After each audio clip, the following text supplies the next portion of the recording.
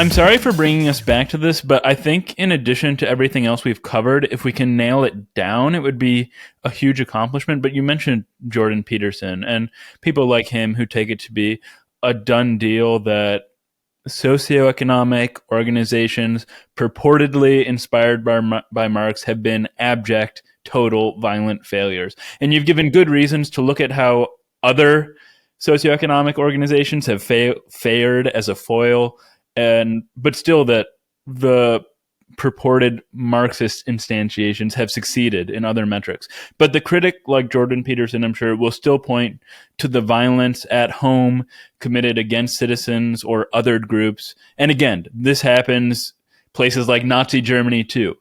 But how do you explain these failures in Russia or China? And do any of them point to a falsification of some dimension of Marx's views?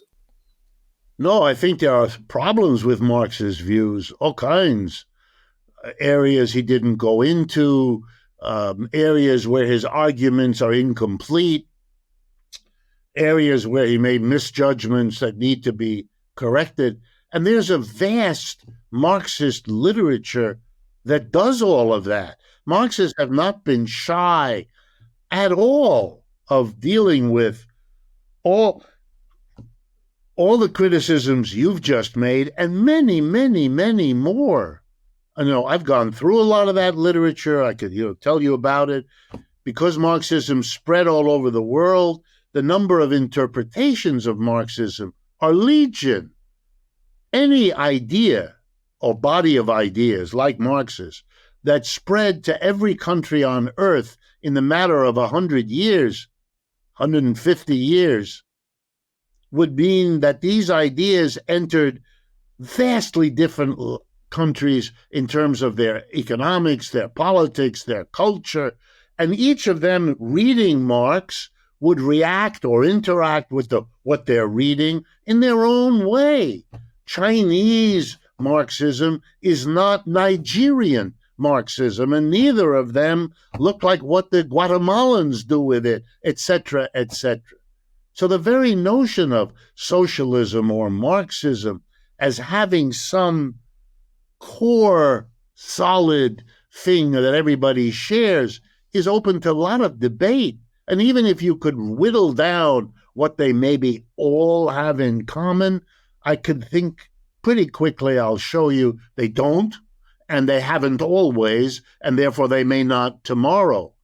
And I guess I don't understand your question. What violence exactly are you pointing to, done by whom? So, for instance, I just did an episode with Norman Neymark, a historian here at Stanford, about the world history of genocide. And we talked about in the Chinese Revolution, for instance, there were these huge agrarian communes in which people starved by the millions to death. And a large part of this, I think, if I recall correctly from reading the book, because we didn't really discuss it, was the government decided not to distribute food that they had to the poor agricultural workers, but to export it because they would get more money. Or we didn't talk about Cambodia, but I recall that the powers that be sort of othered all intellectuals and had them rounded up and murdered, this sort of thing. Did that happen? My guess is it probably did. Yes. I don't know who this historian is. People would be singled out for having glasses because they were intellectuals. Yeah, every social movement that I've ever studied has exhibited moments, incidents, activities like that. Right now in Great Britain, I'm going to give you different examples.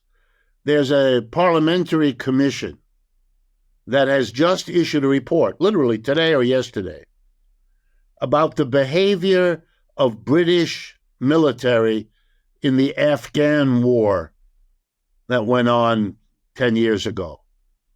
and is bringing up for trial the literally dozens and dozens of British soldiers who murdered children. What am I supposed to do with this? Do British soldiers murder children? Under some circumstances, evidently, they do. Had I never known about this report, which anybody listening to this can Google and find out the details yourself, I would have assumed I could find it if I went to work looking for it. You know, we have our My Lai massacre. We have our Guantanamo torture chambers. We have. And we have every right to point them out and to talk about them. But the leap from that to the notion that one is in a position to do what? What do you do with the factuality, assuming you can establish it? Let's assume there were instances where a government decision was made to export food that might have fed starving people. Why did that happen? There's nothing, neither in socialism nor in Marxism, that warrants that, justifies it, proposes it, advocates. Because stop. Just like there's nothing in the United States as a society that says, go out there and torture. Go out there and slaughter people. No, stop. You're drawing an equation in a kind of childish logic. In fact, officially, you're against all those things. Does that mean they won't happen? Of course not. Of course not. That's why the British, to their credit, are willing to say, wow, we have to. Even Tony Blair, a politician whose level of public lying is really impressive, had to, at a certain point, admit that when he said he knew the Americans had found weapons of mass destruction in Iraq as the premise for invading that country, was lying. He's actually, I lied. And why did I lie? Because then he had an explanation. And if you like him enough, that was sufficient. If you were an enemy, you could say, see, in Britain, they propose that the politicians lie. Well, no, they don't do politicians lie? Yeah, a lot. And they don't just do it in one kind of society or another. That's a problem. How do you deal? In other words, there are ways of coping with these kinds of, it's this effort to use such things. And, wow, you better have a lot of argumentation, which these folks never do, at least not in my experience. Why I should go with you from a horrible incident, where I agree with you it's horrible, to something about the whole society's structure or makeup. Look, you could say it about early United States. When the Europeans come here, they systematically commit genocide. They take the indigenous people. Look, today's Columbus Day or whatever, yesterday. They take the indigenous people and they slaughter them. They're pretty clear. The Nazis did that with a whole set of categories of people that they wanted off the face of the earth, and they buried them or they gassed them in chambers, etc., etc. Yeah, there are cases. But then there are other situations where terrible things happen, but you don't conclude this is quite a genocide. It's terrible. It's not an exoneration, but you have categorical differences that matter. That's why, for me, these conversations are the bizarre effort of people who should know better, wanting to hold on to pretty primitive goods and bad stories, and so they make up something to rationalize it. They find something really bad, which may be true, and then they've got what they want, the thing that warrants the wholesale dismissal. As I say, it's very, very bizarre. Nothing after World Wars I and II has been as horribly destructive of human beings as those two events. They're called world wars for a reason. And there's some restraint between Russia on the one hand and the United States and Ukraine on the other right now, because using nuclear weapons is the next world war that's stupid we aren't. Only one country on earth has used nuclear weapons. That's the United States. Twice. Nagasaki and Hiroshima. Two atomic bombs killing hundreds of thousands of... Does that make the United States a murderous place? No. Does it say something about the United States? Yeah, it does. We can discuss, and we should, what it does. But a wholesale denunciation? No.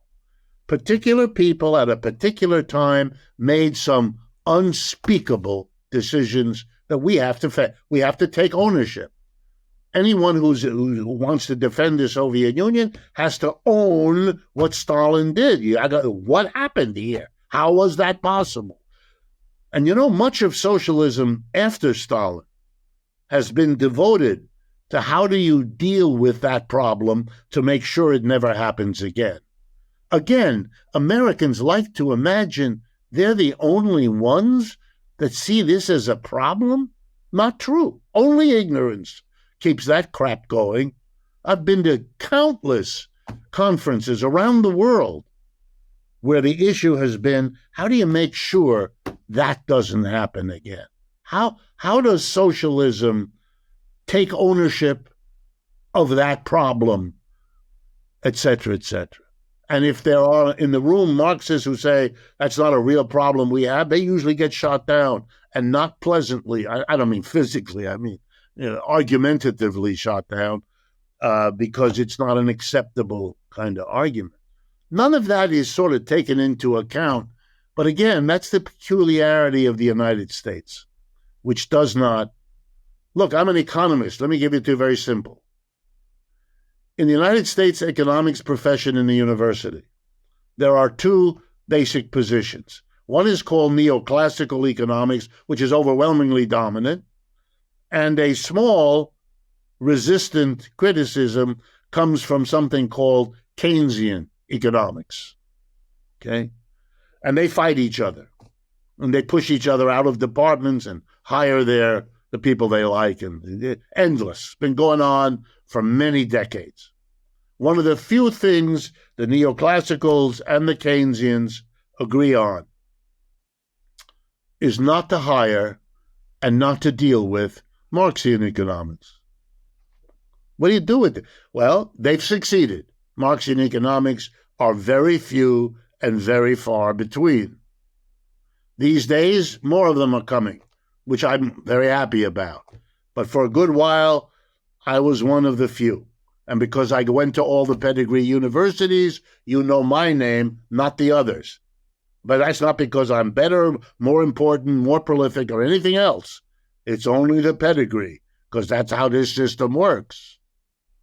But I can assure you that all of these conversations, like yours with me, and not because of your fault or my fault, would be very different if we didn't silence that community and block them from introducing their perspectives into our conversations of all these topics. That's the loss to the American intellectual community, and it works at many, many levels.